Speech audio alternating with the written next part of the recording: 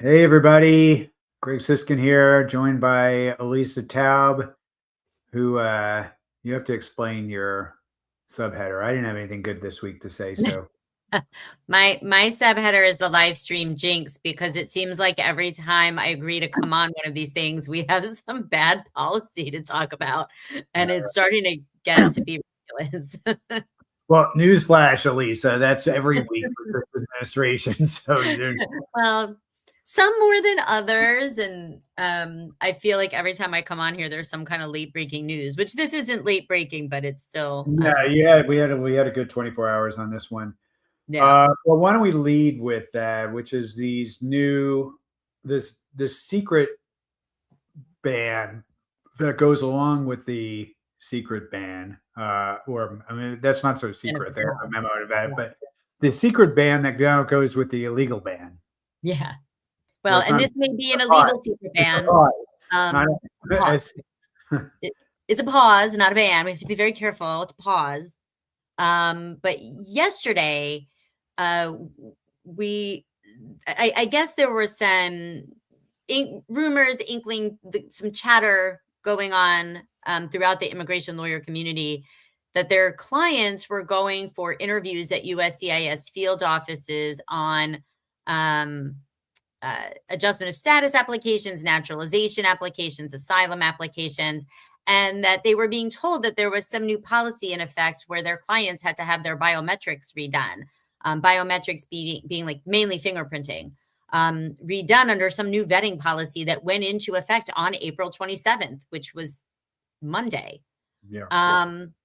And this had not been announced. It still has not been announced in a public policy memo. Somehow it's connected to this correspondence dinner on Saturday night.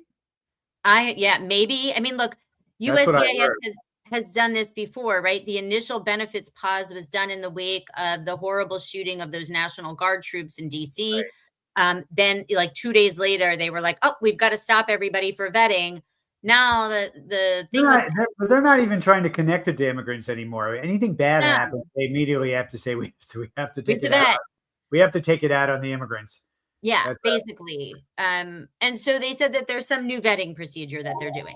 But the frustrating thing about this is that we don't know. So USCIS has not made any public statement about this. There is no publicly available policy memo, no email, no posting on their website, nothing that the agency has said publicly about this new procedure, how long cases might be paused while the government catches up and re-biometrics people, who actually is covered, the breadth of cases, why they're doing this, any justification, like nothing. So this was all kind of coming through the grapevine.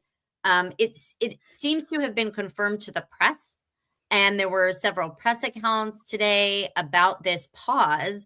And it seems like maybe members of the press have seen some sort of memo, but nobody actually published it or shared it widely or publicly. I tried to get it. I tried with a few reporters I know, and who claim to have had it. I mean, I'm sure they do have it, but they obviously have to protect their sources. So I guess it was given on a condition that they couldn't publish it, and we're kind of stuck with that. Elissa, it does matter for our litigation, by the way. So some of you watching know that we are lawyers in at least two benefits. Well, two benefits pause cases right now for the 39 country ban, another one that we're onboarding. And this is relevant there because if you go back and look at the orders that started those bans in effect, supposedly they had been that they introduced those in order to have new vetting measures. So what is this new thing that now they're acting like they have to have something new? This is supposedly what they've been doing for months. So it's the new vetting procedures for the new vetting procedures for the old vetting procedures. it's hard to take them seriously when they, when basically they just react to headlines instead of having any kind of comprehensive policy or telling us when they're going to finish or giving us some idea of what of what's changing and why it's taking so long. At this point, we know what's going on, which is they have been bragging about it behind the scenes. Is that their goal is to stop as much immigration as possible, and they don't really care whether they their policy, whether it makes a whole lot of sense what they're talking about from a vetting perspective. It's the big picture of whether they are cutting down on numbers of benefits that are being granted, and that is certainly happening. Yeah. And they were bragging online the other day about the fact that how many fewer green cards they've approved this year than in prior years. And a lot of that is due to the benefits pause for the 39 countries. And that's one, a huge reason why we've seen the visa bulletin move ahead so much is that, I keep telling folks it's a good news, bad news situation. We have all of these folks getting green cards now with old priority dates, like from India and everything, because we have a whole other group of folks that can't get their green cards because they're stuck in this benefits pause morass. And so, and I think the thing that frustrates me so much about the pause that we learned about last night is the secrecy. When USCIS first launched its benefits pause at the end of November, they also did that secretly. And it was only because of press reports that they were sort of forced to release their policy memo to the public.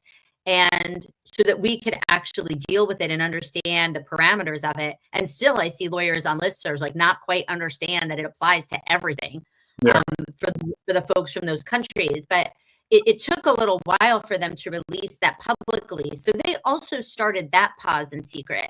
And, ultimately they got sued. So I don't know, if they're trying to do this one in secret in the hopes of preventing a lawsuit, like that's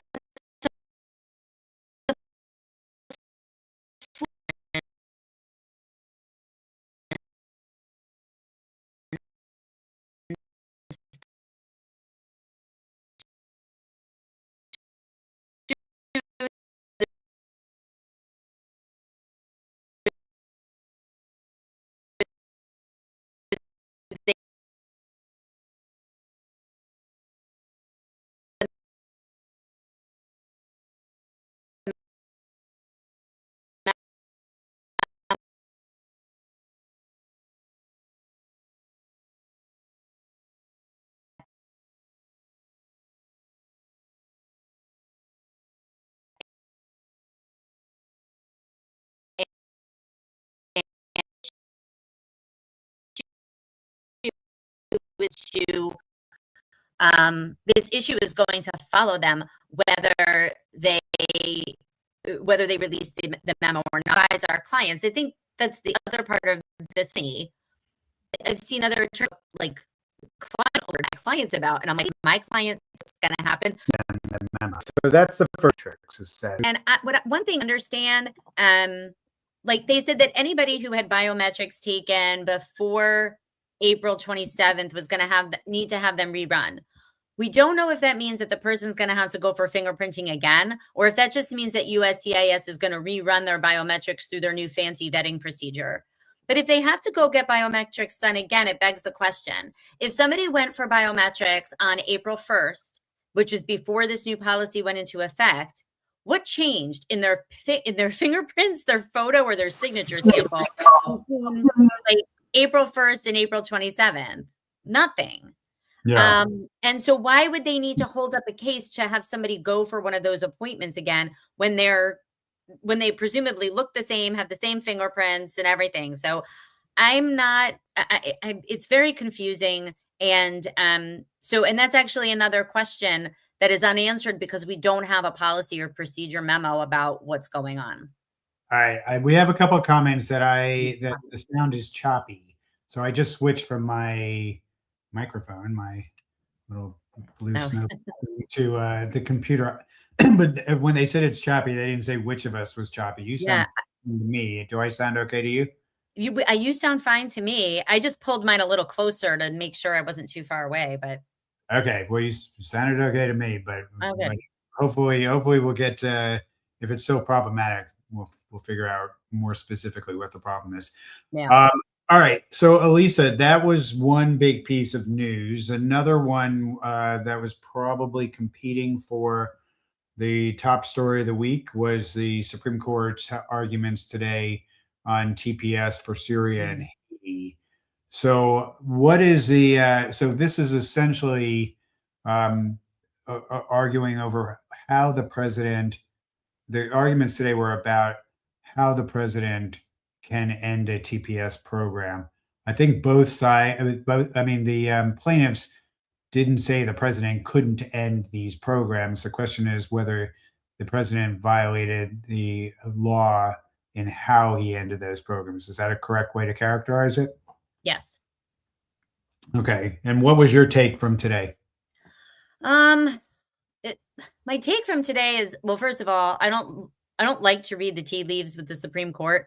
I was taught in law school that you can't really go by the oral arguments because sometimes justices don't telegraph their opinions in oral arguments. They may take different positions and things like that. So unlike a lot of media commentators who that's their job, I don't like to read the tea leaves. I think today, from the arguments and from the reports about the arguments that I read, I think the government took some really bizarre positions, which is not shocking.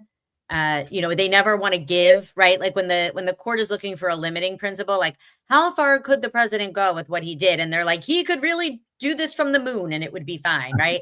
And it's like, could you just give a reasonable limiting principle that maybe would make you not sound crazy? But they don't do that. So I think that stood out. And I saw an interesting take on this today, which was that it may be very difficult for the plaintiffs to win on their procedural challenges. There are two sets of challenges here. One is saying that the administration procedurally did not follow the right steps in terminating TPS. The other part of the argument is that they violated the Constitution, violated due process because they did so in a racially or otherwise discriminatory manner. This is the people that are eating the dogs. Yes. And so some commentary that I saw today, which I thought was insightful, thought maybe that the procedural charges, the procedural arguments might not win the day with the conservative majority on the court, but that the racial animus, the discrimination charges, the due process, the equal protection charges, that those might actually win the day because you might get some of those swing voters, kind of in the mid who sometimes will vote with the more liberal justices, that they may not want to allow this case to die with those challenges. Are you saying like potentially a split decision because the Haitians, where there was racist stuff said about them, that they might get that the decision might be different for them versus the Syrians? Yeah, I think that could happen. And it was interesting because there was something today where they asked John Sauer. That's the government's lawyer. Yeah, the Solicitor General. They asked him about the president's comments about Haitians. And he said, well, those don't matter. That had nothing to do with this. And it's like, well, TPS is ended at the president's discretion, right? And he said all these horrible things. So it's not irrelevant. Plus, they didn't explain why they were ending it. They just said they were ending it. So if you don't, and that was sort of what my take was, which is I think the Supreme Court could do, and we were talking about this before the live stream started. I think they could do something similar to what they did in 2017 with the Muslim ban, where that took 3 shots essentially for the administration to finally win in the Supreme Court. And basically what they said was the president has a lot of discretion to apply this language in 212F, but he does have to explain himself and provide evidence and have findings to show why he's doing what he's doing. And that is, in theory, what's supposed to happen with TPS. So TPS, temporary protected status, and for those who are not that familiar with the program, basically the president has a lot of discretion to designate a country for TPS for violence in the country, environmental disasters. It could be a natural disaster. A lot of discretion to designate that, and they don't. It's very easy to give a country TPS. But historically, and this was in the first Trump administration, he had a number of losses on the issue of trying to remove TPS. But the judges have said not so fast as far as snapping your fingers and taking it away. You have to show that the conditions have changed in the country, that the reason why they got TPS in the first place is no longer applicable.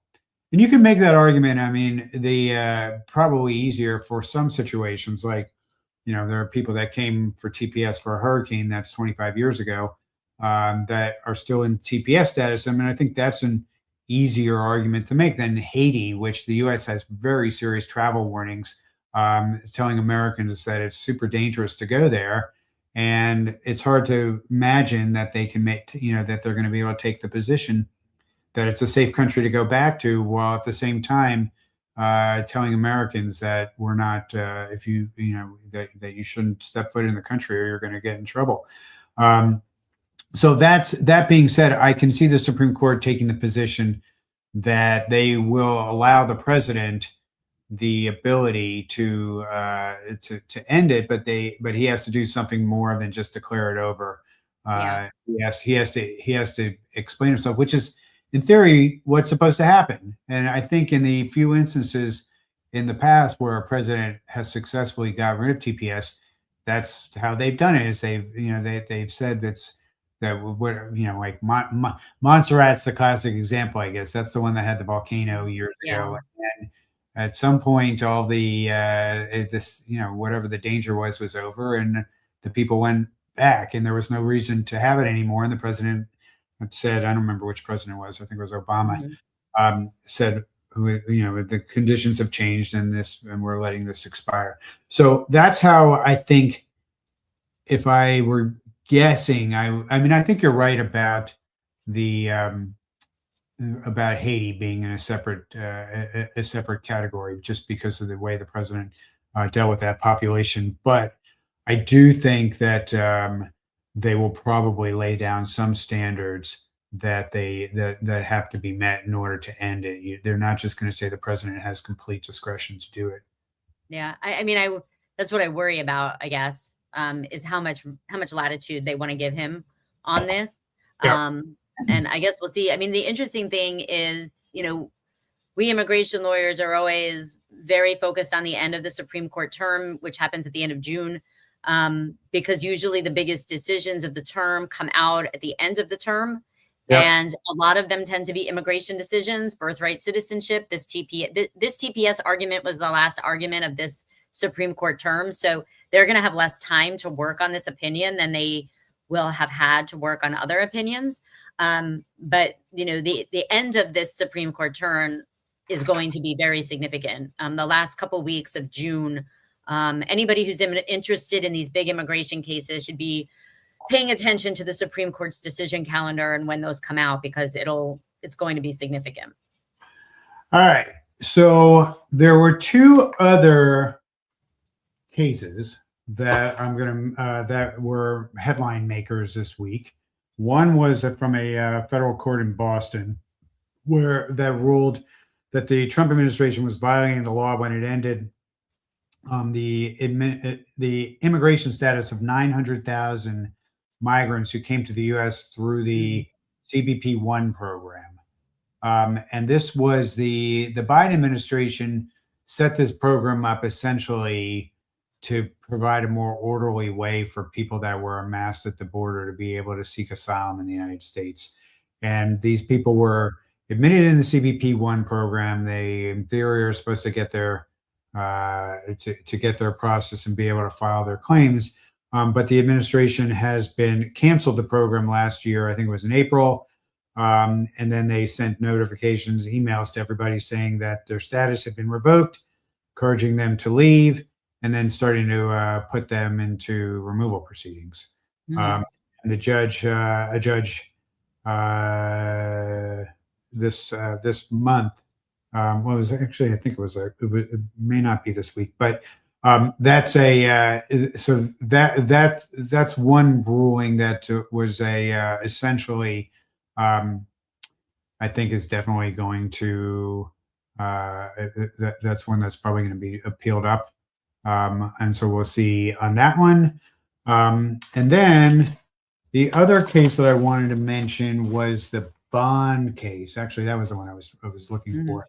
And this was on Tuesday. There was the Second Circuit Court of Appeals, which is New York, Connecticut, and New Jersey. I forget what the third state is. In the Third Circuit. And this wasn't really actually a pretty important one, where it said that the administration cannot indefinitely detain people, including people who've lived in the U.S. for years. That they have to provide a bond procedure, and they can't. The administration has been trying to essentially end the ability for people to get bonds and keep them in detention indefinitely, which is essentially indefinite imprisonment. So there's been some splits in the circuits. I think the Fifth Circuit is one. That's a big one. That's Texas and Louisiana. And there are a couple that have ruled the other way, but now there's another one that's ruling against the administration on this issue. So I guess depending on the state you're in, that would determine whether you get a bond or not. And what's tricky about it is that the administration, like we saw this in Minnesota, they move people. Like as soon as they arrest somebody, their goal is to get them to the Fifth Circuit, where they have a lot more latitude there. And what some judges have been doing is basically issuing orders saying, bring that person back. You can't do that without giving them habeas rights. And having the ability for that person to have some process. So we have that again in the New York now, and that fight will continue. But that was a good piece of news. Vermont is the other state, by the way. It's New York, Connecticut, and Vermont in the Second Circuit. I was thinking of where the New Yorkers go for the weekend. They go to Vermont. They go to they go to Massachusetts, but whatever. But yeah, Vermont is the other state. Right. So that's what I had on my list. Now, I know I call you Walter at the office because you're always the breaking news that are on our Teams chat, and no, you always seem to have have the information before anybody else. So what else is on your list? Right. So I've got one other thing, which is that decision in the District of Maryland on a lawsuit that I think it was Curtis Morrison's case. There were 83 plaintiffs who were subject to the USCIS benefits pause that all had adjustment of status applications pending, is how I read the news report. And they were successful in convincing a judge that the benefits pause is illegal. And, not done for appropriate purposes and not justified. So the court ordered USCIS to adjudicate the applications of the 83 plaintiffs. The one thing the judge didn't do was give USCIS a deadline and how long they had to make those decisions. So we do a live stream about litigation, the cases that we're working on with the other firms, and we talked about that case today. And one thing that we sort of wanted to calm people down a little bit about that issue is that it's not a free ride for the government where they can basically just like, we're just going to ignore it. The judges are monitoring what's happening, and they have to report regularly to the judges. And if it looks like they are not moving these cases, the judges have a lot of levers that they can, I'm trying to figure out. Yeah, levers they can pull. Yeah. Levers they can pull. I'm just trying to remember what the analogy is. And so I'm not that worried that the judge in that case didn't do it. It didn't say 30 days, for example. Right. But we will, we will be seeing some judges there have been some cases in these suits where they have been doing that, and I think there are four of these suits now where we have we have decisions, and maybe more. There's actually somebody's doing a tracker, and there's like a couple dozen cases. Yeah. Some of them are large mass cases like Curtis and the ones we're working on, and some of them are like one plaintiff cases. So Mhm.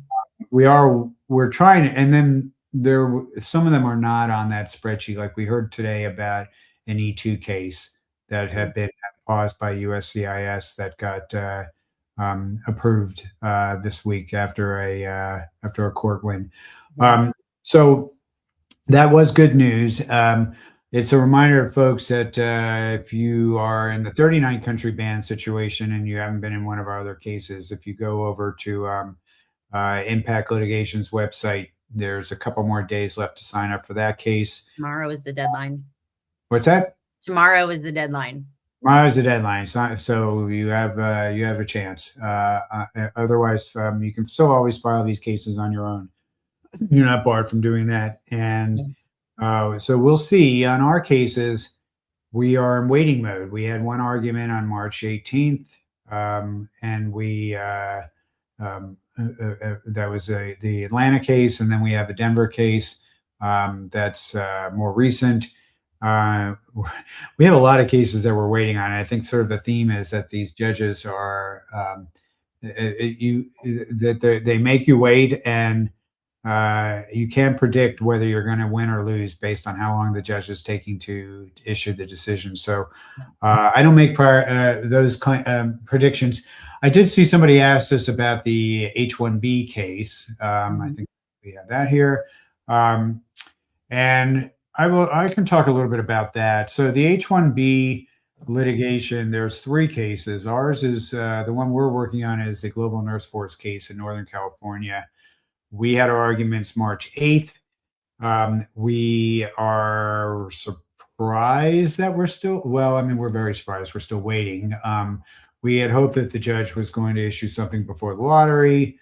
That didn't happen, but we have we're sort of in the same boat with that case, and we're working with, there's like about 25 lawyers probably that are working on that case for the various entities that are involved. So we have the same things we're doing there when there's news about something that's relevant, like when we got a bunch of national interest exemption denials around the country. We sent some information. I think it might have been an AO alert, or we just maybe gave some individual examples to let them know that it was our understanding that there was 100% denials, and it was in the case. I don't know if it was all NIEs or just the doctors. We do a lot of doctor cases, and this person's asking about doctors. So we know that the doctors definitely were. Yeah, that it was affected there. Whether there were other categories of people that got the same thing. Yeah, they did. Yeah. So as far as we know, there's not been a single national interest exemption approved in the entire country, and we let the judge know that, and so we'll see.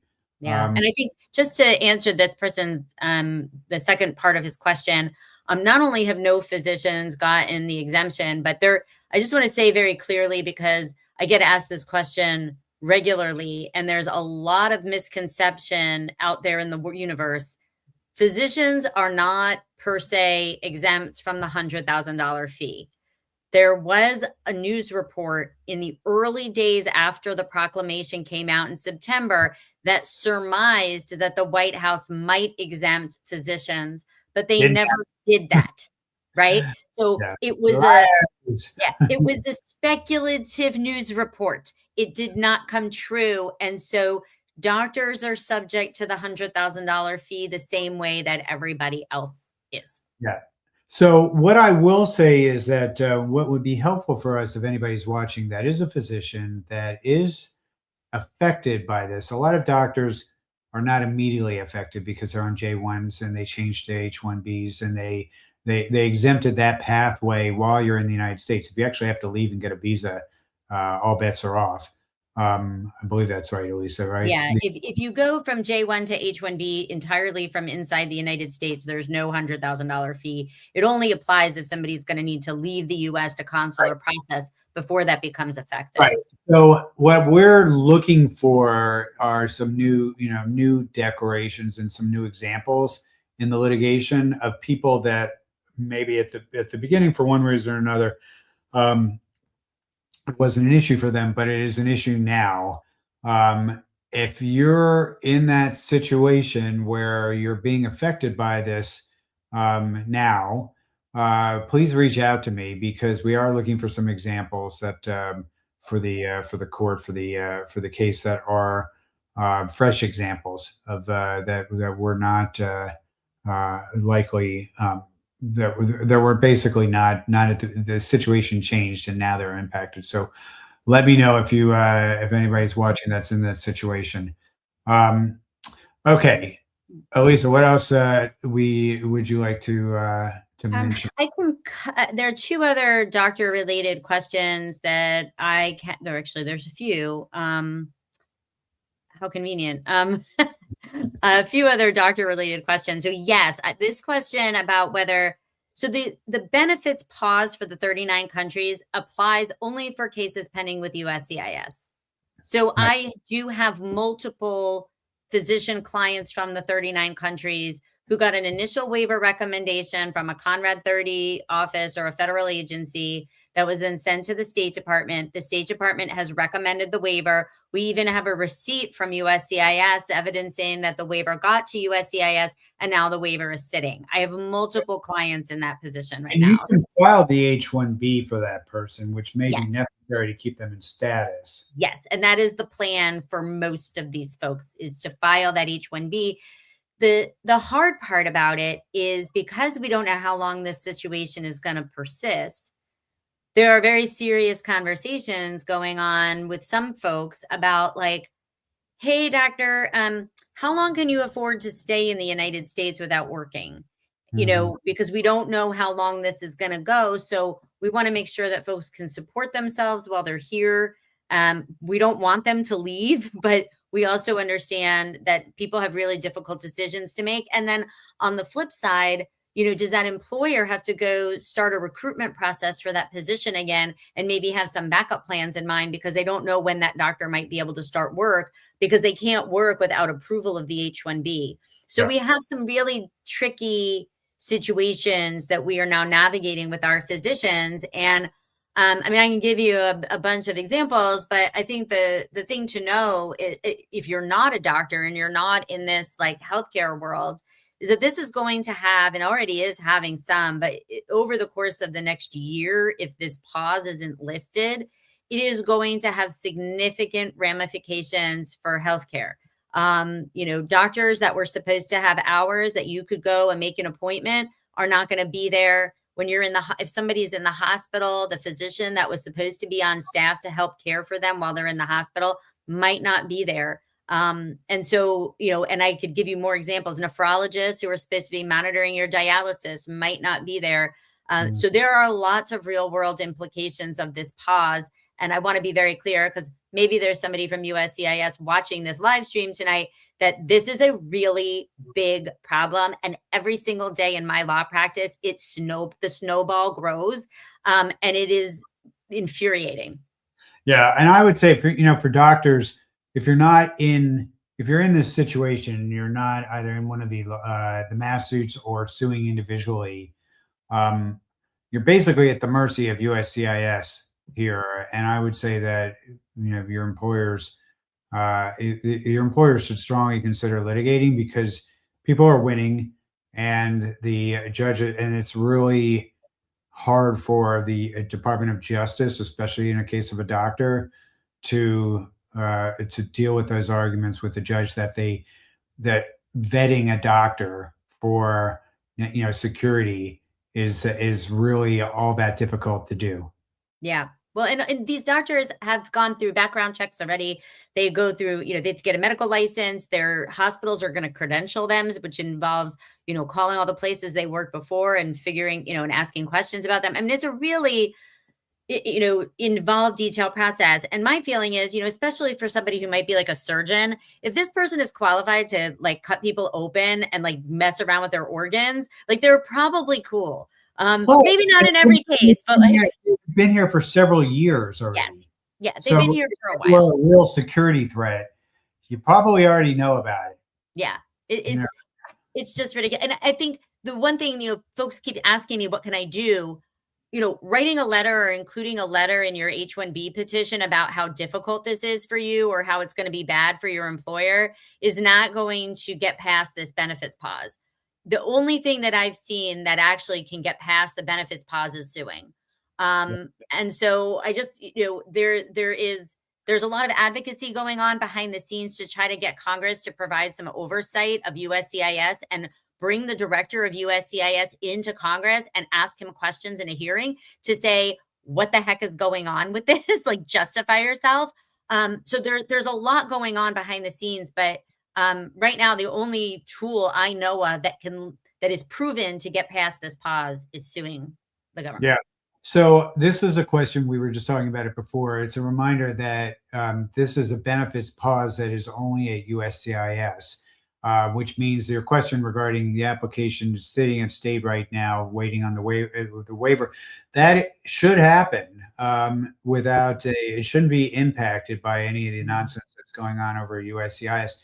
But you have to wait until that happens, that waiver recommendation happens. And as soon as you get the notification from state that the waiver recommendation has been sent, then I think it's ripe for you suing. So you're going to have to wait till that point, but no longer than that. So what you could do is get with counsel and start getting the case ready to go. And then as soon as the waiver recommendation comes in from state, I would probably you need a USCIS receipt. Get the H-1B application filed and the and the receipt at least the receipt from the State Department. But ideally, if you get the USCIS receipt for the 612, then I would say then that's you're not going to have a problem with the being premature. But at this point, you're not going to be able to join the litigation because there's no evidence that you've actually had anything paused yet. It's we think it will be paused, but unless policy changes. But you have, that's an important thing with regard to litigation, is you have to show that the harm has already started and it's not just prospective. Now, for folks who may have filed like hardship or persecution waivers, those go to USCIS first. Right. So if you have a hardship or persecution J1 waiver pending at USCIS, you could join the litigation on that. But for doctors who are doing like Conrad 30 style underserved area waivers, we don't get to USCIS till the end of that process. And so you have to have a receipt notice from the service to join the litigation. Yep. Okay. What else you got, Elissa? Or did you? Oh gosh. Well, I'm looking here at there was a question about travel, about visa bans. So we do have a 75 country ban case going against the State Department right now. That one has already been filed, though. So, and there may be others that are being filed.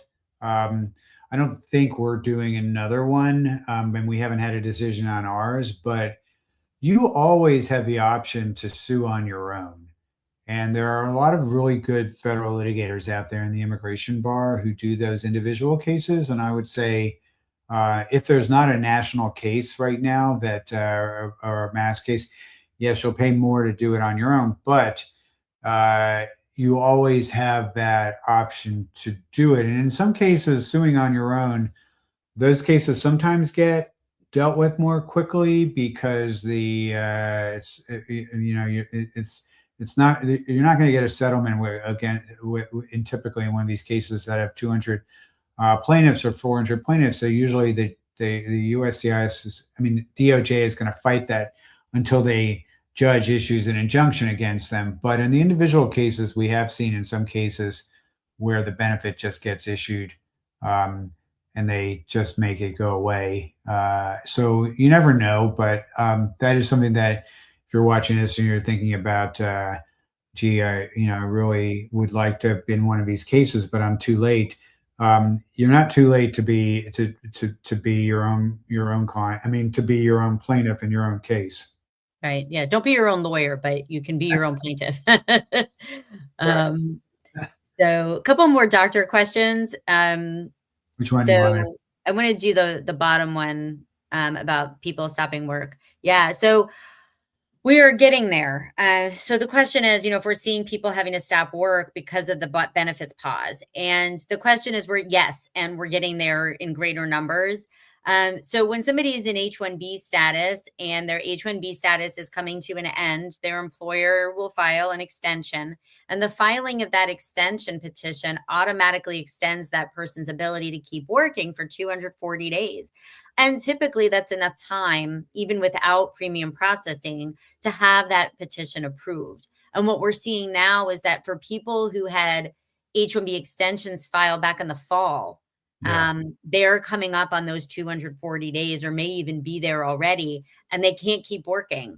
They can stay in the US while the petition is pending, but they can't work until it's approved once the 240 days passed. And this is something that we're tracking more closely in our office than we did previously, because for our benefits pause clients, because we are concerned that every single one of them is going to end up in that position sooner or later, which is really frustrating. So you have employers having to take physicians off the schedule who should be able to work. So yeah, another way that the benefits pause is wreaking havoc on our So healthcare system. in those cases, they are still in status, but they're not work authorized. Is that Correct. right? Yeah, they can stay. They're in a period of authorized stay based on the pending extension, but the work authorization that they get from that extension only extends for 240 days beyond their expiration date. Okay. Um, and there's a question about the one, if you get the waiver approved, can you go back? So the answer is to that one is no. ECFMG is not going, once you have a waiver fully approved, like if it's been through, even if it's been through the Department of State, I think you're going to be hard pressed to get ECFMG to let you go back and get another J1 to do a fellowship. And they're getting ever stricter, ever more strict, ever stricter, based on the oversight that the Department of State is providing on their program. They really don't want to go out on a limb for anybody right now. So I think you're going to have a difficult time if you go through that full waiver process, getting back to a J to do a fellowship. Yeah, and then you have another problem, which is that there's only one waiver per customer. At least that's the position that the State Department has taken over the years. So if you get a waiver, for example, for a Conrad slot, and then you at some point decide to do a different pathway, or I mean, at least I don't. Well, you couldn't get another. You'd have to. I don't even know how you file out for a transfer because you never were in H-1B status. So Yeah, how? we've done those. I mean, so the same extenuating circumstances rules apply. So I've had situations where I've filed a J1 waiver for a physician based on working in an underserved area. Their employer went out of business, or they're working for a staffing company and the hospital changes providers like midway. Right. And so the whole waiver has been approved, but we never filed the H-1B. In those cases, we'll have them file their first H-1B with the new employer and provide the documentation to explain what happened. It's an extenuating circumstance in that case.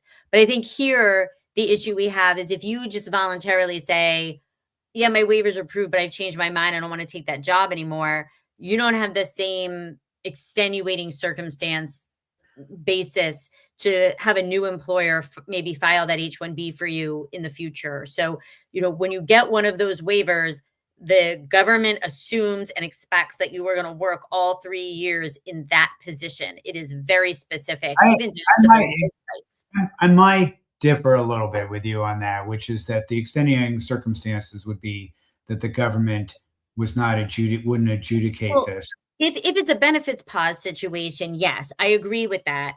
If you make it through the State Department, get to USCIS, nothing happens, then later on down the road, maybe a year from now, it gets randomly approved. Yes. I think in that case, maybe that position doesn't exist anymore because the employer couldn't wait for you. I think you definitely, there's a good chance for an extenuating circumstances argument there. These cases are very, very fact specific.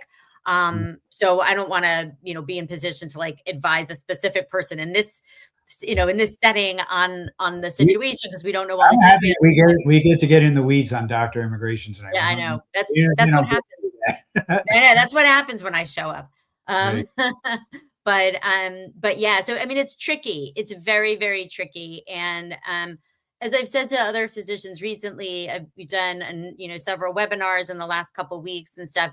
In the past, I think we have to be very cognizant of the situation and the circumstances that we find ourselves in right now.